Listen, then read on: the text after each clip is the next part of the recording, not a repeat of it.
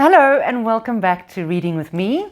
In this black and white version of videos, we are reading The Last Wild.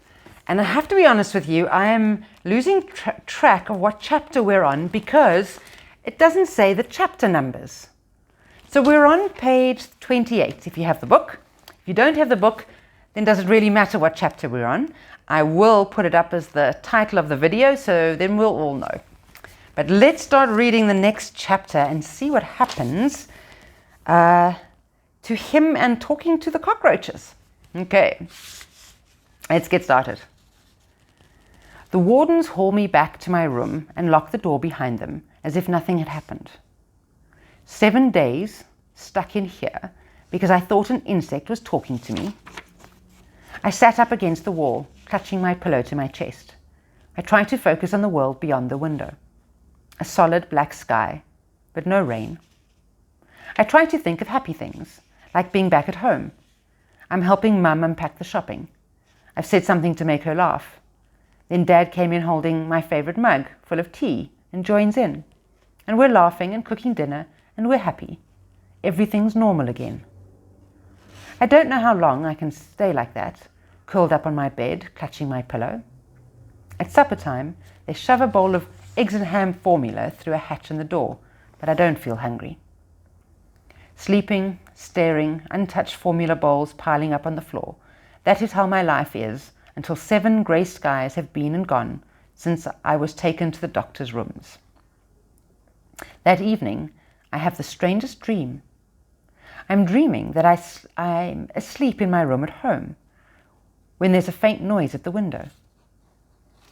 A tap, tap, tapping. I try to ignore it and roll over, but the noise just keeps getting louder and louder. My head is pulsing, half dreaming, half awake. I toss and turn, feeling my pillows, the cold wall behind, confused as to whether I'm at home or in the hall. The tap-tapping grows louder and louder, like a drill inside my brain. Then with a jolt I wake up. I'm definitely in my room at Spectrum Hall, and I'm freezing. I'm freezing because the window wall has a jagged hole smashed right through it, and in the moonlight I can see shards of broken glass all over the floor. Carefully I climb out of bed, trying not to step on the jagged edges, when some feathers hit me in the head. Dark and wet feathers flapping around the room. I raise my arm over my eyes, and another thing hits me from the opposite direction, flying in through the window, flying at me from all sides. It's a flock of birds. They flap their wings manically, showering me with freezing water. In the half-light, I catch a glimpse of their huge eyes and purple-grey chests. Pigeons! My room is full of flying varmints. I grab my chair, ready to bat the birds back out again, back to wherever they came from, when they start to speak. All of them talking together in a deep voice, more like singing than talking, like a choir, direct in my head, just like the cackle from the cockroach in the yard or the whistle from the spider in the doctor's rooms. Only this time there's hundreds of voices speaking at once. And I really can hear what they're saying. Kester Janes, we have been sent to find you. But it's a talking choir without perfect timing, because as most of them finish, I notice a higher-pitched voice join in late, making even less sense than the others. Yes, Kester Janes, you have been sent to find us. All their heads turn to look at me. What looks like at least 100 pairs of eyes and beaks swiveling in my direction as if they're synchronized. 100 pigeons at least in my room. Kester, we know you can hear us. It's true, I can, but I don't understand how or why. You can talk to us. Let your mind go free. Let us in, Kester. Let us hear your thoughts. I don't want to let anyone into my head. The pigeons flutter about in the pale blue light. It looks like most of them are dark grey with white speckles. But there's one white bird with pink feet and orange eyes. 99 dark grey pigeons and a single white one. The one with the high-pitched voice. The one who can't say words properly, like me. Kester Janes, the time has come, say the 99 grey pigeons. Kester Janes, Have you got the time? Adds the one white pigeon. You have a special gift. Only you can save us. Yes, we've saved a special gift only for you. He's almost talking in opposites. I think spending as long on my own, I think spending so long on my own has sent me crazy. And then without thinking, words start to form in my head. Yes, words, actual words. After 6 whole years, 6 years since I spoke a single one. And now, as if that had been yesterday, as if we were still in the hospital, as if Mum was still lying there, they came again. Words. The last words I ever spoke were to Mum, the night that she was lying there, sort of looking at me, more looking past me, holding my hand so lightly, like just to keep hers on top of mine was an effort. Her breathing rickety, her skin yellow. So all I said was, "Will you come back?" She shook her head ever so slightly from side to side, gave what was almost or maybe a smile, and then said, in fact whispered, so soft, so I had to lean in, smelling her breath, sweet and stale. "Tell Dad." Another pause, a big breath. "Tell Dad he has to tell you." But she never said what. The pigeons peck in. "Kester, Kester, you must save us." Mum disappears, and instead they are just words, forming, circling in my mind, pulses of sound trying to connect. There's a silence, while I think and try to speak. "Yes, Kester, save yourself from us," squeaks the white pigeon. The other grey pigeons shake their heads and peck at the white one, so much he falls off the end of my bed with a squawk. But it helps. I realize I can speak, like in my head before, to the moth in my room, to the cockroach in the yard. Only it's different this time, because I know they're listening and understanding. So I say the first new words of my new talking. "Get out of my face, birds." No one said the words had to be polite. The pigeons cock their heads, like you don't care what I say or like they don't care what I say or think. The white one picks himself off the floor with a shake of his head and hops back onto the end of my bed, scratching furiously at his wingtip with his beak. Ignoring him, the grey ones fill my head with their sing-song, wailing like ghosts. "They are coming, Kester Janes, they are coming. They are coming for you, prepare yourself." I want to clap my hands and clear the craziness away from my head. But I don't have to. My brain crackles once more and my eyes grow heavy as my thoughts slide back down into the darkness. The last thing I hear is the squeak of the white pigeon. "Coming? I thought we were going.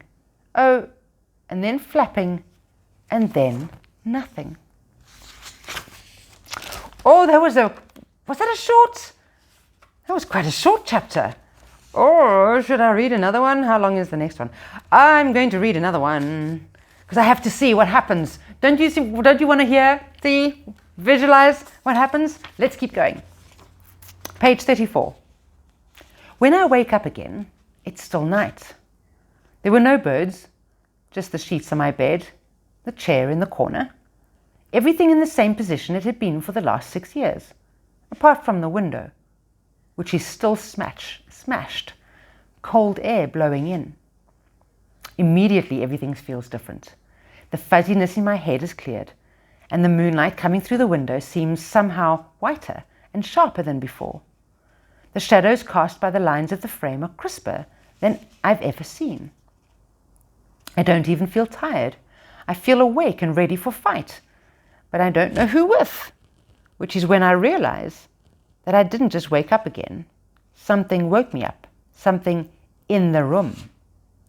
A crisp crack noise. I pull the duvet up tight under my chin. Wouldn't you do that? Crisking and cracking noises made by things I can't see. Things that just crawled onto the bed and up my leg. The floor is alive and crawling all over me, on my stomach, along my legs, across my arms, up my neck. An army of leathery feet marches robotically over my chest. Tiny quivering jaws chewing air only millimeters above my skin. Cockroaches! A lot of cockroaches! One of them crawls right up over my duvet, right onto my bare neck, and its feathery antennae brush my lips. "Are you ready?" says a voice, a deep voice. I recognize the voice. The voice I last heard only as a metallic rattle, now getting clearer with every letter. "Are you ready?" it says again. Am I ready for what? I still can't believe I'm talking to them, just like that. He pauses and sighs. I didn't know cockroaches could sigh. For a moment, I wonder if he's going to bite me. It would be a weird way to thank me for all that formula, I reckon. "Kester Janes, I thought the fool pigeons warned you we were coming. I'm not going to ask you again. Are you ready to leave?" I start to laugh. Leave where? My bed? To sit on a chair covered with cockroaches? No, thanks. The cockroach shakes his antenna impatiently. No, to leave this place altogether. He barks some orders to the others. A ripple moves across them, and there's some scurrying by the door. "Who are you? What are you doing?" "Silence!" snaps the cockroach. "You will learn soon enough." His head turns to face the doorway, like he's waiting for something. I follow his gaze to the thin line of light underneath the steel door. There are the outlines of roaches coming and going underneath, and then they pass on along objects, from one to the other, an object about the size of each insect, a white, plastic rectangle. It comes closer and closer to us over the sea of shells until I see what it is. What do you think it is? Yes, a key card, the one normally dangling from the belt of the snoring warden outside. Now I sit up and some of the roaches tumble off the bed. But the one I saved in the yard remains where he is on my chest. They pass the card up the line until it reaches him, and with his jaws he carefully places it down in front of me. A key card covered in roach spit. I wipe it on my sleeve and pick it up, turning it over in the blue moonlight. One swipe and the door is open. But then where? The cockroach is just staring at me. Not that he has eyes I can see, but I can feel him scanning me, looking for something. "Come with us now, Kester Janes, or rot here forever. The choice is yours." I must sit there for only a few seconds or less, staring at the keycard in my hand. But it feels like hours. The cockroach is bristling mad to get going and taps me with his jaws again. Like a switch has gone on inside my head, a switch that I didn't flick, I reach under the bed and pull on my trainers. Then I take them off, shaking out the cockroaches, and start again. Walking over to the cupboard, trying very hard not to tread on any insects, it is very hard, I get out my things, my only things. 1, red Spectrum Hall issue anorak. 2, striped Mum and Dad issue scarf. 3, a green watch. Come on, barks the cockroach. I slip the watch on and fix the strap tight around my wrist. One last look around the room, a deep breath, and I slide the keycard into the slot. The lights change, and with a soft hiss, the door slides open. I'm going home. The cockroaches power into the corridor, filling the floor with a black flood of shells. The warden is fast asleep in his chair, his hands flopping in his lap, his fat chin tucked into his neck. The loop, which once held the keycard, dangles empty from his belt. The cockroaches must have seriously strong jaws. He mutters and stirs in his sleep, making me nervously step back. I begin to realize this could actually be dangerous, but, as Mum would have said, "You've done it now." There's a movement on my shoulder and I look down. "How did you get there? I didn't even—" "Hurry," says the cockroach. "Not all the men who guard this place will be as idle as him." In the ceiling above, the black ball begins to swivel towards us again. In that case, I say, we need to do something about that camera. The animal voice still sounds strange in my head. The cockroach barks again, and there's a flurry of noise at the end of the corridor. the grey curtains covering the window dissolve into fragments and fly quietly towards us. It's only as they get closer I realize they're not bits of curtain at all. They're moths. Lots of moths. Just like the one from my room. I shrink back. But they're gone in a moment, flying up to the round camera swivelling in the ceiling. Locking their wings together, they swarm all over it till not one bit of shiny lens is left visible. How are you? I start, but my arm is empty. The cockroach leader is already scuttling along the floor towards the lift, the others making way for him as he does. Just before he gets to the open doors, he turns round and rears up, snapping at me. What are you waiting for? Quick march! First, I feed him. And now he's giving me orders. Climbing into the lift, I hold out my hand and the cockroach clambers onto it. I bring him up to eye level and examine the insect again, looking at the white stripes across his back. I'm going to call you General, I say. If you wish, he replies. Do you not have a name? His antenna flicking quickly. Just because you can speak our tongue does not mean you understand all our ways.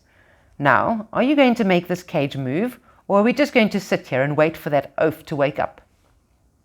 What floor, I ask. The ground. And he rattles off my hand onto the floor as if that was the most normal thing for a cockroach to say. As if it's normal for cockroaches to speak anyway. I bang the green button on the side panel and the lift doors slam shut. Slowly we begin to clang our way down. Beneath the drone of the lift, there's a really tense silence. I fiddle with my watch. The General eyes it suspiciously. What is that magical device? I'll show you. I think I remember which button activates the camera. Angling my wrist to the cockroach, there's a soft whir and a flash, bouncing off the glass walls. The General flicks his head away at the sudden bright light, and all the roaches sweep into the corner. Was that entirely necessary? He asks. I'm just chuffed the camera still works. I look at the picture. If you can call an out-of-focus shot of a blurred cockroach turned half white by the flash a picture. Everything is so quiet. No alarms, nothing. Perhaps it's too quiet. I only realize exactly what I should have asked him when we hit the ground with a bump and the roaches all swirl crazily around the floor. Open the doors, please, he commands. My hand hovers over the buttons. Wait. Tell me how we're getting out of here first. You shall discover in good time. I'm not going unless you tell me. He stamps several of his feet. It is not permitted. You must have faith in us. We have come to take you from this place. Not until you tell me how. You're behaving like a child. Maybe that's because I am one. The General looks like he's ready to nip me in the ankle. And perhaps it's time you stop being one. Now, open the doors. I look at him. At the rest of his roach army on the floor, on the walls, all over the doors, the antenna quivering, waiting. One against thousands, I guess. I press the button.